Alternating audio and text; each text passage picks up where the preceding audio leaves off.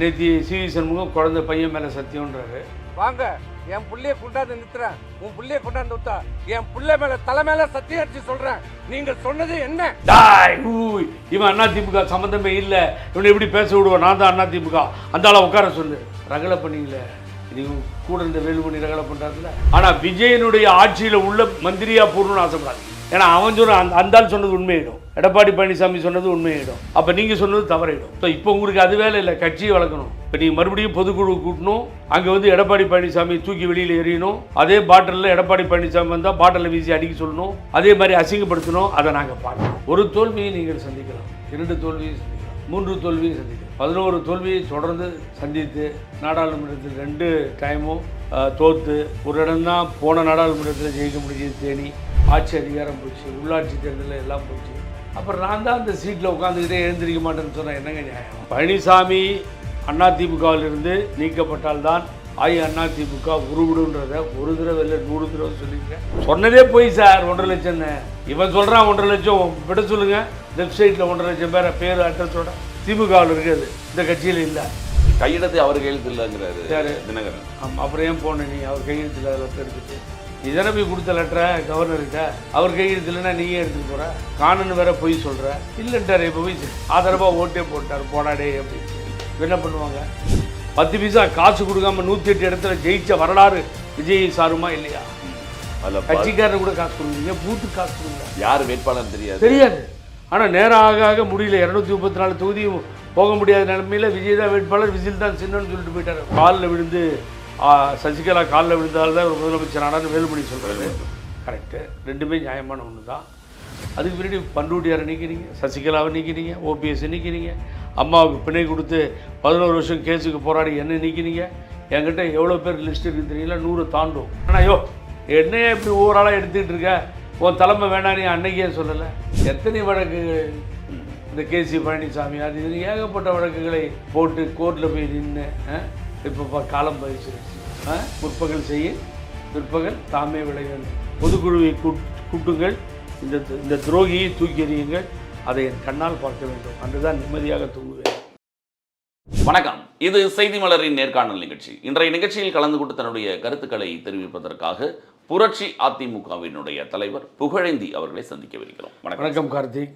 செய்தி மலருக்கும் வணக்கம். பார்க்கின்ற நேயர்களுக்கு நெஞ்சார்ந்த நன்றி. நீண்ட காலமாக அதிமுகவில் இருந்த ஒரு காரணத்தினாலையும் ஜெயலலிதா அவர்களுக்கு இருக்கும் பொழுது வந்து ஒரு மிகப்பெரிய விசுவாசியாக இருந்தனாலையும் இப்போ உங்கள்கிட்ட ஒரு கேள்வி, இப்போ இருக்கிற அதிமுகவோட இந்த நிலைமைக்கு என்ன காரணம் நினைக்கிறீங்க நீங்கள்? என்ன நிலைமை?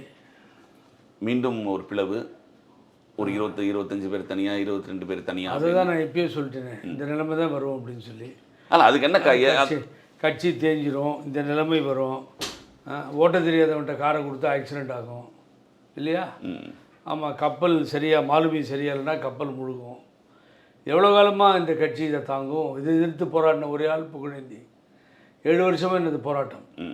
இன்றைக்கி சசிகலா வந்து பேசலாம், இவனோட சேர்ந்தா தூக்கு போட்டுக்கிறேன்னு சொல்லி சொன்ன தினகரன் மாறலாம், தூக்கு போட்டுக்காமலே இருக்கலாம், அவரோட போய் சேர்ந்துடலாம், பங்காளி ஆகிடலாம்.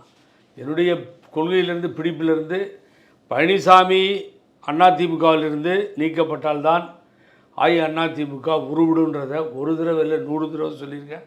இன்னைக்கு மக்கள் பூரா பேச ஆரம்பிச்சிட்டாங்க. என் காது கொடுத்து கேட்குற ராத்திரி ஹோட்டலில் 2 பேர் பேசிகிட்டு இருக்காங்க.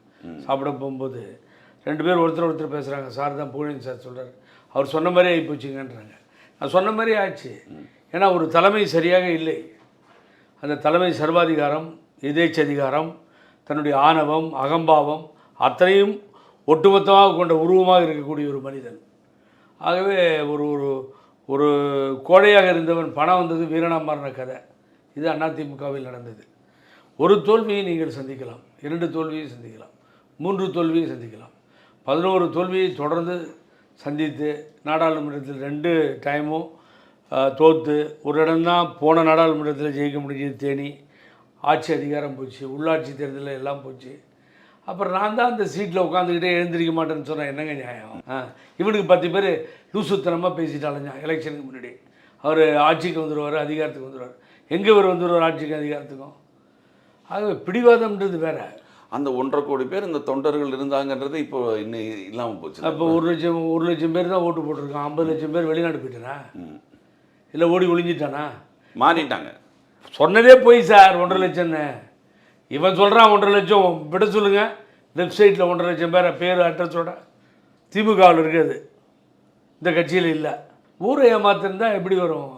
விக்கிரவாண்டி தேர்தல் இடைத்தேர்தல் அப்போவே அதிமுக வந்து தேர்தலை புறக்கணிச்சும் 80% அப்போ போலிங் ஆச்சு. அப்போனா அதிமுகவில் இருந்தவங்களே திமுக ஓட்டு போட்டு. விக்கிரவாண்டி தேர்தலுக்கு முன்னால் வந்த நாடாளுமன்றத்தில் 6000 ஓட்டில் தான் வித்தியாசம் விக்கிரவாண்டி. அதையே புறக்கணிக்கிறார் இவர், அது வேண்டான்னு.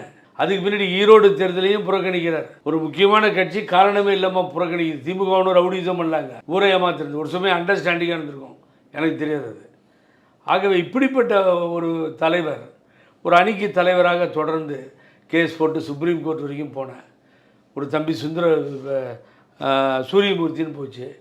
எத்தனை வழக்குகள், இந்த கேசி பழனிசாமி, அது இது ஏகப்பட்ட வழக்குகளை போட்டு கோர்ட்டில் போய் நின்று இப்போ காலம் பதில் சொல்லிடுச்சு. முற்பகல் செய்ய பிற்பகல் தாமே விளையும்னு என்ன பண்ணார்? அந்த காட்சிகள் எல்லாமே ஓபிஎஸ் நீக்கும் போது இந்த காட்சிகள் எல்லாமே இப்போ வருது. அதே மாதிரி ஓபிஎஸ்ன்னு ஒருத்தர் பேச எழுதிச்சார். அன்றைய சபாநாயகர் அப்பாவு முன்னாள் முதலமைச்சர் ஓபிஎஸ் பேசுங்கன்னு சொல்கிறாரு. டாய் இவன் அதிமுக சம்மந்தமே இல்லை, இவனை எப்படி பேச விடுவோம், நான் தான் அதிமுக, அந்த ஆளை உட்கார சொல்லு. ரகலை பண்ணீங்களே, இது கூட இருந்த வேலுமணி ரகலை பண்ணுறாருல. சிவி சண்முகம் என்ன, என்னுடைய நண்பர், மென்மையானவர், பழகுவதற்கு இனிமையானவர், நீண்டகால நண்பர், இன்றைக்கி உட்காந்துருக்கார் சபாநாயகர் ஆசனத்தில். ரொம்ப மகிழ்ச்சியாக இருக்குது. அவர் அழகாக சொல்லிட்டாரு, வேலுமணி ஏதோ கை தூக்குனீங்க, நீங்களும் பேசுங்கன்னு. காலம் எப்படி வயசு சொல்லுது, எவ்வளவு கஷ்டம். நான் தான் அனுமதிக்கணும், நீங்கள் பேசுங்க, அனுமதிக்க வேண்டியது நான், நீங்கள் சபாநாயகர் டிஸ்கஷன் பவர் அது, அவருக்கு உரிமை உண்டு, யாரை வேணாலும் பேச சொல்லலாம். அது தெரியாமலே கத்துறான் லவா லவான்னு. ஆகவே நீங்கள் வந்து இப்போ ரெண்டும் அடிச்சுக்க ஆரம்பிச்சிச்சு. இது நீங்கள் சட்டமன்றத்தில் பார்த்தது. அப்புறம் 2 விப்பை தேர்ந்தெடுத்தாச்சு. அப்போ வேலுமணி கம்பெனி அண்டு சண்முகத்திட்ட அதிகமாகவே இருக்காங்க எண்ணிக்கை, இங்கே வந்து கம்மியாக இருக்காங்க. யார்? எடப்பாடி பழனிசாமிகிட்ட. நான் என்ன சொல்கிறேன், ஒரு நாள் கட்சி அழிஞ்சு போச்சுன்னு உனக்கே தெரியும். அது நியாயமோ தவறோ, நான் அதை வந்து இப்போ எடுத்துன்னு வரவே இல்லை. எல்லாத்தையும் மறப்போம் மன்னிப்போம்னு. இல்லைப்பா, என்னால் தோல்வி தொடர்கிறது, நான் தயவுசெஞ்சு ராஜினாமா கொடுத்து வெளியே போய்ட்றேன். எதிர்கட்சி தலைவராக என்னை வச்சுக்கிறதுனா வச்சுக்கோங்க, இல்லை வேண்டானா அதுவும் நீங்கள் முடிவு பண்ணிவிடுவோங்க. யாராவது ஒருத்தர் வந்து நீங்களே நடத்திட்டு போங்கன்னு. ஏன் சார் இந்த ஆள் சொல்ல மாட்டேன்றாரு சார்? அவர் தான் சிஎம்முக்கே ட்ரை பண்ணியிருக்காரு. திருட்டு வேலை. அதாவது யார் காலையாவது விழ முடியுமான்னு பார்த்தாரு. அப்போ சசிகலா கிடைச்சாங்க, இவர் தவழ்ந்து போய் விழுறதுக்கு நல்லா இருந்துச்சு. அப்புறம் தினகரன்ட்ட மறுபடியும் விடுறது, அப்புறம் இது பண்ணுறது, அவர் இவருக்கு பங்காளி ஆகிடுவார், மச்சான் ஆகிடுவார்லாம் ஆச்சு. இப்போ காலில் விடுறதுக்கு ஒரு ஆள் கிடைக்கலையே, ஸ்டாலின் கால். அது எங்கேயாவது பஞ்சாயத்து நடந்திருக்கும், யார் மூலியமாவது நேராக போய் காலில் விட முடியாது. அவங்களுக்கு ஒரே ஒரு எக்ஸாம்பிள் சொல்லட்டுமா? அவர் முயற்சி பண்ணாருன்றதுக்கு அவரை மாட்டி விட்டது தினகரன் தான் மாட்டி விட்டார். அப்படியா? இவர் ஏதோ இந்திய நாட்டினுடைய குடியரசுத் தலைவர் மாதிரி ஜனாதிபதியை ராத்திரியில் போய் பார்க்குறாரு. நம்ம கவர்னரை திடீர்னு போய் சாயங்காலம் நைட்டில் பார்க்குறாரு. சாயங்காலம் ராத்திரி போனோம் 12 மணிக்கு அப்பாயின்மெண்ட். அந்த கவர்னருக்கு வேறு வேலை பொழப்பில்லை. ஒரு வாரம் எல்லாரையும் பிடிச்சி சாவடிச்சிட்டு உட்காந்துட்டு 108 வேணும், 108 வேணும், 108 வேணும், இந்த 101 ஆம்புலன்ஸ் வேணும், அது மாதிரி 108, 111 வேணும்னு. ஐயோ, அந்த ஆளை சரி கட்டுறதுக்குள்ளார புதுசாக மக்களால் தேர்ந்தெடுக்கப்பட்ட விஜய் பாடுபட்டார். அவர் சாயங்காலத்துக்கு மேலே பிரச்சாரமே போகலை, அது வரைக்கும் முடிச்சுட்டு போய்டுவார் வீட்டுக்கு. வீணாக ரசிச்சு பிரச்சனை இருக்குமேன்னு சொல்லி அப்படிப்பட்ட ஒரு 3 தடவை அலைய விட்டானுங்க எங்கள் ஆளுநர் மாளிகைக்கு. இவருக்கு என்ன வேலைங்க? யாருக்கு? தினகரனுக்கு. அங்கே காமராஜ் லெட்டர் கொடுத்துட்டாரு, காணாமல் போயிட்டாருன்னு. எதுக்கு போய் காணாமல் போயிட்டாருன்னு சொன்னோடனே நான் ஃபோன் அடினேன் காமராஜ் நம்பருக்கு, லைவில் பார்த்துக்கிட்டு இருக்கேன் இவர் பேட்டியை. அடித்தா ரிங் ஆகுது, காமராஜ் ஃபோன் 2ம். அப்புறம் அதுக்கு முதல்ல காமராஜ் என்கிட்ட உண்மையை சொல்லிட்டாரு. உங்கள்கிட்ட பேச. ஆமாம், அதை நான் ரிலீஸ் பண்ணிட்டேன் ப்ரெஸ்ஸில். நான் ரிலீஸ் பண்ணேன். அன்றைக்கி காமராஜ் பேசும்போது அண்ணன் நான் போகிறாங்க அப்படிங்கிறத நைஸாக சொல்லிட்டாரு. அவர் முழுமையாக சொன்னது நம்ம சொல்கிறது நல்லா இருக்காது. அவர் அன்றைக்கி ஒத்துக்கிட்டார், நான் போகிறேன், நான் போய் ஆதரவு தரேன், போகிறேன் நான் சொல்லிவிட்டு நான் வெயிட் பண்ணிட்டுருக்கேன் ஒரு ஃபோனுக்காக, உங்களுக்கு வேறு லைனில் வரன்ற அளவுக்கு சொன்னார். மீதி விஷயங்கள் பேசணும். என்னுடைய அருமைக்குரிய நண்பர் ரொம்ப இப்போ சொன்ன பாருங்கள் நம்ம ஜேசிடி பிரபாகர், அது மாதிரி அவர் ஒரு நல்ல மனிதர். அந்த தொகுதியில் அவர் வெற்றி பெற்றார்னு சொன்ன ஒருத்தர், அது காரணம் அவருடைய பண்பாளர், மக்கள் ஏற்றுக்கொண்டார். அவர் தனிப்பட்ட செல்வாக்கு, அதில் ஒன்றும் சந்தேகம் கிடையாது. இந்த மூஞ்சை பற்றி இவர் முகத்தை அதிகமாக காமிச்சிருக்க மாட்டார் தினகரனை. காமிச்சிருந்தா ஜெயிக்க முடியாது. அதையும் அவரே கேட்டிங்கன்னா சொல்லுவார். அதனால் உஷாரான நைஸாக ஜெயிச்சு வந்துட்டார். ஸோ இதுதான் 2 காமராஜ் ஜெயிச்சிட்டாங்க. ஸோ தஞ்சாவூர் அப்போ அந்த லெட்டரில் எடப்பாடி பழனிசாமி முதல்வர் ஆக்குவதற்காக நான் ஆளுநரிடத்தில் இந்த கடிதத்தை சமர்ப்பிக்கிறேன். கையெழுத்து அவர் கையெழுத்து இல்லைங்கிறாரு தினகரன். ஆமாம், அப்புறம் ஏன் போன நீ அவர் கையெழுத்தில் லெட்டர் எடுத்துகிட்டு இதனை போய் கொடுத்த லெட்டரை கவர்னர்கிட்ட அவர் கையெழுத்து இல்லைன்னா நீயே எடுத்துகிட்டு போகிற, காணுன்னு வேற போய் சொல்கிற இல்லைன்ட்டார். இப்போ போய் ஆதரவாக ஓட்டே போட்டார் போடாடே அப்படின்ட்டு என்ன பண்ணுவாங்க? ஸோ எப்படியாவது ஆட்சிக்கு வர வேண்டும், அதிகாரத்தை பெற வேண்டும், மக்கள் தீர்ப்புக்கு மதிப்பளிக்கக்கூடாது. மக்களாவது மயிராது போடாடே நான் எப்படியாவது சிஎம் ஆகணும் என்கிட்ட பணம் இருக்குன்னு நினச்சின்னா அடித்து ஆப்பு தானே 108 சீட்டு. இந்த இந்திய நாட்டினுடைய சரித்திரத்திலே நீண்ட இடைவெளிக்கு பின்னால் புரட்சித் தலைவர் எம்ஜிஆர் அரசியலுக்கு பின்னால் பெருந்தலைவர் காமராஜரை பார்த்த காலத்திலிருந்து சொல்கிறேன். தொடர்ந்து அம்மா இப்படிலாம் பார்த்தீங்கன்னா 10 பைசா காசு கொடுக்காம 108 இடத்துல ஜெயிச்ச வரலாறு விஜய் சாருமா இல்லையா? கட்சிக்காரன் கூட காசு கொடுக்குறீங்க, பூத்துக்கு காசு கொடுக்கல. யார் வேட்பாளர் தெரியாது.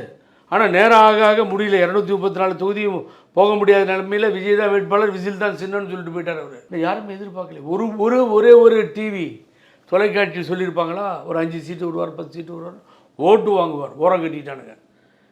2 சீட்டு வாங்குவார், வாக்கு சதவீதம் வாங்குவார். இப்படி தான் சொன்னாங்களே தவிர Axis poll from India Today north இந்தியாவிலேருந்து அடித்த வாங்கி அப்போ தான் அதை கொண்டு வராங்க. எப்படி 10 சீட்டு வரும், 12 சீட்டு வரும், 13 சீட்டு வரும். அதில் அந்த ஆளை குப்தாவை நான் மனதார பாராட்டுகிறேன். இந்தியா டுடே சாதாரண ஆள் இல்லை. பலாயிரம் கிலோமீட்டர் போய் பயணம் செஞ்சுருக்கேன். அது 108 112 ஸ்டார்ட் ஆகி 122 வரைக்கும் போகும். ஆகவே வெற்றி பிரகாசமாக இருக்குது. நான் சொல்கிறதுல 5-10 டிஃப்ரென்ஸ் வரும். நான் சொல்லும்போது கன்ஃபார்ம் பண்ணிட்டேன் இது உண்மையாக நடக்க போகுது. ஏன்னு கேட்டிங்கன்னா அது வரைக்கும் நானும் கன்ஃபார்மாக எனக்கு தெரியல. ஏன் கன்ஃபார்ம் பண்ணேன்னா ஜேர்னலிஸ்ட்டில் எவ்வளோ பேர் உங்களை பேர் நம்ம பார்த்துருப்போம். ஒரு தடவை அவர் வந்து 270 சீட்டு தான் இந்த மோடி வந்தார். 2 காலில் உட்காந்துருக்காரு. நிதிஷ்குமார் கால்லையும் சந்திரபாபு நாயுடு கால்லையும் உட்காந்தார். அந்த நேரத்தில் அதே குப்தா 370 சீட்டு வருவார்னு சொல்லிட்டார், ஆட்சி அமைப்பார். அது 270 தான் மாறுது. அந்த இந்தியா டுடேயோட முன்னாள் ஸ்டாப் தான் அவர், அந்த ஒரு பொறுப்பில் இருந்தவர் தான். ஆனால் அதை உட்காந்து அழ ஆரம்பிச்சிட்டார். அப்போ அவங்க சொல்கிறாங்க ஒரு எக்ஸிட் போல் தானே, இதை போய் ஏன் பெருசாக எடுத்துக்கிற குப்தா, யூ ஃபர்கெட் இட் அப்படிங்கிறாங்க. இல்லை my team something wrong, N team என்னை ஏமாத்திடுச்சு கொண்டு போயின்னு சொல்லி அழறாரு. அழுவாக எல்லோரும் சமாதானம் பண்ணுறாங்க. அப்போ நினச்சேன் ஒரு உண்மையான ஊழியன் தனக்கு ஏற்படும் தோல்வியை தாங்கி கொள்ள மாட்டான். அது வந்து அடுத்தவங்க மாதிரி எக்ஸிட் போல் தான் முடியாயோ அப்படின்ட்டு போகாமல் கண்ணில் தண்ணி விட்டு கலங்கி அழுகுறான்னா இங்கேயோ தப்பு பண்ணிட்டோன்னு. அப்போ திருப்பியும் மறு தேர்தலில் ரொம்ப எச்சரிக்கையாக இருப்பார் அவர். அந்த எச்சரிக்கையாக இருந்தனுடைய வெளிப்பாடு தான் இந்த ரிசல்ட். இந்த ரிசல்ட் அவர் சொல்லும்போது நடந்துருச்சு. நடந்த பின்னாடி ஒரு 108 எடுத்திருக்கவர். அவர் யாராக இருக்கட்டுங்க, நீங்கள் ஜனநாயகத்தில் டெமோக்ரஸியை வாழ வைக்கணும்னு நினச்சிங்கன்னா கையெடுத்து கும்பிட்டுட்டு அம்மா தோல்வியை சந்தித்திருக்கிறார். 91 முதல்வர், 2001 முதல்வர், 2011 முதல்வர், தொடர்ச்சியாக 2016 முதல்வர். நடுவில் 3 தடவை தோக்குறாங்களா? தோற்ற உடனே முதல் அறிக்கை வரும், தோல்வியை முழுமையாக ஏற்றுக்கொள்கிறேன், நான் பொறுப்பேற்கிறேன், 6 மாதங்கள் இந்த அரசாங்கத்திற்கு எந்த தொந்தரவும் கொடுக்கும். இதை கலைஞரும் தோல்வியை உடனே ஒத்துக்கிட்டு அம்மாவுக்கு வாழ்த்து சொல்லி நானும் ஒரு 6 மாதம் தொந்தரவு கொடுக்க மாட்டேன், இந்த ஆட்சி நீடிக்க வாழ்த்துக்கள்னு சொல்லுவேன். இது பண்பாடு மரபாக இருந்தது. ஒரு ஆளை கவிழ்க்கிறதுக்கு போகிறானுங்கன்னா எவ்வளோ பெரிய சதிகாரர்களாக இருப்பார். அவர் 47 மிகப்பெரிய வெற்றின்னு சொல்கிறாங்க சண்முகம். 47 எடுத்து நம்ம தோத்துட்டோன்றதை ஒத்துக்காம 47 நாங்கள் வந்திருக்கோம். எங்க சொந்த கட்சிக்காரன்ட்ட நேற்று சண்டைக்கு போய் அவன் 27 வச்சுருக்கான், இந்த ஆள்கிட்ட 20 கூட இல்லை, அவங்ககிட்டயே தகராறுக்கு போய் எனக்கு மாபெரும் வெற்றி 20 இருக்கிறதுன்னு சொன்னான். அந்த பைத்தியக்காரன் இந்த ஆட்சியில் இருந்தானேன்னு நீங்கள் வந்து வேதனைப்படுறமே தவிர ஒரு கட்சி மறுபடியும் உடையுது, 2ஆக உடையுது. நேற்று சிவி சண்முகம் குழந்தை பையன் மேலே சத்தியம்ன்றாரு, சந்தோஷம். அப்போது காலில் விழுந்து சசிகலா காலில் விழுந்தால்தான் ஒரு முதலமைச்சர் ஆனான்னு வேலுமணி சொல்கிறாரு. கரெக்டு, ரெண்டுமே நியாயமான ஒன்று தான். அதுக்கு பின்னாடி பண்ருட்டியாரை நீக்கினீங்க, சசிகலாவை நீக்கினீங்க, ஓபிஎஸ் நீக்கினீங்க, அம்மாவுக்கு பிணை கொடுத்து 11 வருஷம் கேஸுக்கு போராடி என்ன நீக்கினீங்க. என்கிட்ட எவ்வளோ பேர் லிஸ்ட் இருக்குது தெரியல, 100 தாண்டும். இது மாதிரி விஇபி சொல்லிக்கிட்டே போனோன்னா ஆன்வராஜாலேருந்து 100 தாண்டுங்க, 1 2 கிடையாது. அவ்வளவு பேர்களை நீக்கி பாண்டிச்சேரி கூட உடல ஓம் சக்தி சேகரை காலி பண்ணாங்க. இவ்வளவு பேரையும் நீக்கினீங்கல்ல. இதே ஜேசிடி பிரபாகரனை நீக்கினீங்கல்ல, அதே பொதுக்குழு வச்சு பாட்டில் அடிச்சிங்கல்ல. நினச்சி பாருங்கள், அந்த வைத்தியலிங்கம் வெளியே போயிட்டார், அந்த மனோஜ் பாண்டியன் வெளியே போயிட்டார், 3 பேர் திமுக போய் 3 பேர் எம்எல்ஏ ஆகிட்டாங்க. அப்போ இவ்வளவு பேரும் போகும்போது நீ ஜாலியாக தானே இருந்த. நீங்கள் கூட இருக்கவங்க அட்வைஸ் பண்ணனா ஐயோ என்னையே இப்படி ஓவராலாக எடுத்துக்கிட்டு இருக்க, உன் தலைமை வேணாம் நீ அன்னைக்கே சொல்லலை. இன்னைக்கு சொல்கிறவங்க அன்னைக்கு சொல்லியிருக்கணும். ஒருத்தர் 2 பேர் 3 பேர் பண்ருட்டியார் மாதிரி பெரிய லீடர் மேலே கை வைக்கிறப்போ இதெல்லாம் ஒத்துக்க முடியாது பழனிசாமி, நீ பண்ணுறது சரியா இல்லைன்னு சொல்லணும். அன்றைக்கே ஜாலரா அடிச்சிங்க. இதே சிபி சண்முகம் புகழேந்தி ஆவுன்னு என்ன திட்டினார், நான் அவரை திட்டினேன். கோர்ட் நோட்டீஸ் வரைக்கும் போச்சு. இன்றைக்கி வேலுமணி எல்லாத்தையும் ஒன்றா சேர்க்கணும்னு சொல்கிறார், நான் வரவேற்கிறேன். I am not objecting, correct. அந்த முயற்சியில் நீங்கள் ஈடுபடுங்க. ஆனால் விஜயனுடைய ஆட்சியில் உள்ள மந்திரியாக போடணும்னு ஆசைப்படாதீங்க. ஏன்னா அவன் சொல்கிற அந்த ஆள் சொன்னது உண்மையிடும், எடப்பாடி பழனிசாமி சொன்னது உண்மையிடும், அப்போ நீங்கள் சொன்னது தவறிடும். ஸோ இப்போ உங்களுக்கு அது வேலை இல்லை, கட்சியை வளர்க்கணும். இப்போ நீங்கள் மறுபடியும் பொதுக்குழு கூட்டணும், அங்கே வந்து எடப்பாடி பழனிசாமி தூக்கி வெளியில் எறியணும். அதே பாட்டிலில் எடப்பாடி பழனிசாமி வந்தால் பாட்டிலில் வீசி அடிக்க சொல்லணும், அதே மாதிரி அசிங்கப்படுத்தணும். அதை நாங்கள் பார்க்கணும். இதுதான் எங்கள் ஆசை. ஓபிஎஸ்க்கு என்ன நடந்தோ திருப்பி அது ஓபிஎஸ்க்கு என்ன நடந்தோ அதெல்லாம் நடக்கணும். ஓபிஎஸ் அண்ணா நகர்லேருந்து ஒரு ஏசி அந்த பக்கம் கூப்பிட்டு போய் அங்கே விட்டார். நடந்துச்சா இல்லையா? எத்தனை சுப்ரீம் கோர்ட் வரைக்கும் போயிருக்கேன் சார். எத்தனை லட்சம் கோடி செலவு பண்ணியிருப்போம். கூட்டு காம்ப்ரமைஸ் பேசியிருந்தீங்கன்னாவே நீங்கள் நல்லவங்களா இருந்துட்டு தான் முடிஞ்சிருக்குமே. இந்த கட்சியை தேவையில்லாமல் நான் பாட்டாளி மக்கள் கட்சியை உங்களை திட்டினார் அசிங்கமாக.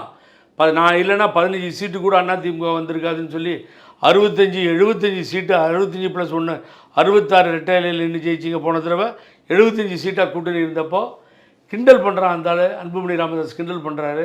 அதுக்காக நான் ஏர்போர்ட்டில் ஒரு செய்தி தொடர்பாளராக இந்த இபிஎஸ் ஓபிஎஸ்எஸ் கிண்டல் பண்ணுறாரு. நான் பேசுகிறேன், என்ன 2 பேரும் சேர்ந்து தானே கட்சியிலேருந்து எடுத்தீங்க.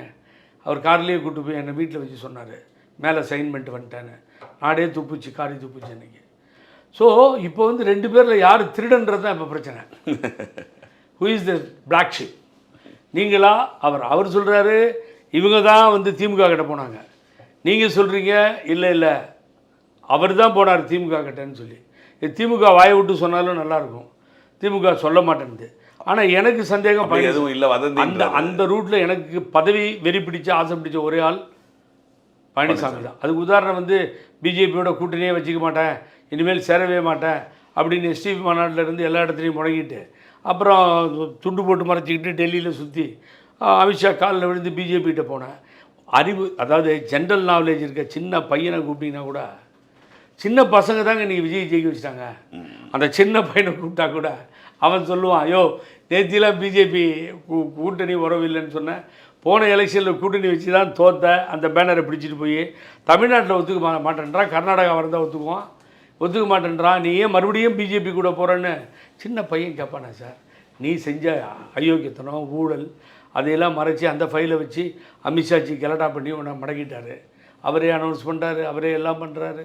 கடைசியில் அவங்களுக்கும் ஒன்று உபயோகம் இல்லாமல் போச்சு. ஒரு சீட்டு தான். அந்த புகழாரத்தில் அந்த வரலாறு படைத்த அந்த ஹிஸ்டரியில் அண்ணாமலைக்கு பண்ண துரோகம் ஒரு பக்கம், எடப்பாடி பழனிசாமி கேட்டு அவர் இருந்துட்டு அவங்க சீட்ஸ் வந்திருக்கும். 7 டெபாசிட் போச்சு, 13 பின்னாடி போச்சு. நீ ஒரு தற்கொலைடா, நீ ஆரம்பத்திலே கொலகாரன்னு சொல்லி திட்டினதுக்காக அதை மனசில் வச்சு அவரை பிஜேபி தூக்கி ஒரு சீட்டு தடுமாறி வந்திருக்கு 600 ஓட்டில். அந்த சாதனையும் விஜய்க்கு சாருன்ற நான் எல்லாம் பறக்கிறான். இந்த பக்கம் அந்த பக்கம் எம்எம்ஏ மினிஸ்டர் காலி, அது காலி, இது காலி, பிஜேபி கம்ப்ளீட்டாக காலி. அப்போ தந்தை பெரியாரை வந்து திராவிட இயக்கங்கள் இன்றைக்கும் தலைக்காவேரின்னு கொண்டாடுறோம். பெரியார் தான் எனக்கு பேர் வச்சார் சுயமரியாதை இயக்கத்தில். அந்த தந்தை பெரியார் படத்தை அரசியல் ஓட்டு கேட்க போகும்போது என்ன பண்ணுவாங்கன்னா, அது மெதுவாக எங்கேயாவது ஓரமாக போட்டுக்குவாங்க. ஏன்னா சாமி கும்பிடாதவங்களாம் வந்து சாமி கும்பிட்றவங்களாம் ஏற்றுக்கிறாங்களோ இல்லையா தந்தை பெரியார்ன்னு. பணமறுத்தப்பட்டி ராஜாராம் ஒரு காலத்தில் எலெக்ஷனில் சேலத்தில் நிற்கிறப்போ தந்தை பெரியாரை கூப்பிடக்கூடாதுன்னு பயந்துட்டு திமுக கூப்பிடல. அப்போ அண்ணா திமுக இல்லை, இவர் கூட்டு வந்தால் என்ன ஆகுமோன்னு சொல்லி பயந்துட்டு, அப்போது பணமறுத்தப்பட்டி ராஜாராம் மாத்திரம் என்ன பண்ணுறாரு, பெரியாரோட கூட்டு வர என்னன்னாலும் ஆகட்டுன்றார். பெரியார் வந்து பேசுகிறார். பெரியார் அங்கே பேசுகிற பின்னாடி பல இடத்துல பேச ஆரம்பிச்சிட்டார் பெரியார், தந்தை பெரியார். அந்த நேரத்தில் நடந்த தேர்தலில் திராவிட முன்னேற்ற கழகம் மாபெரும் வெற்றி அடைந்தது. இது வரலாறு.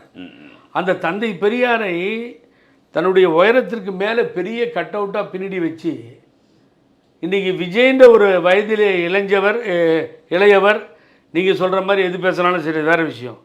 ஆனால் விடாமல் பெரியாரை ஆகட்டும், அஞ்சலி அம்மாளை ஆகட்டும், டாக்டர் அண்ணல் அம்பேத்கர் ஆகட்டும், பெருந்தலைவர் காமராஜர் ஆகட்டும், எம்ஜிஆர் ஆகட்டும், இப்படி அண்ணா இப்படி எல்லாத்தையுமே தன்னுடைய பின்னாலே வைத்து கொண்டாடி அந்த படங்களை முன்னிறுத்தி அண்ணாவையும் புரட்சித் தலைவர் எம்ஜிஆரையும் கொண்டு போனார். என்னுடைய கொள்கை எதிரி பிஜேபின்னு சொல்லியிருக்காரு அவர். அதனால் அவர் சேர்க்க மாட்டார் இவங்களை, கவலைப்படாதீங்க. அது கொள்கை எதிரின்னு சொல்லிட்டு அங்கேருந்து தான் ஜெயிச்சு வந்திருக்காங்க. இப்போ எனக்கும் பிஜேபிக்கும் சம்மந்தம் இல்லைன்னா அதெல்லாம் அது கொள்கைக்கு நேர் மாறாக ஆகிவிடும். ஆகவே அவர் போனார், எல்லா இடத்துக்கும் ஆதரவு கேட்டார், வணக்கம் செலுத்தினார்.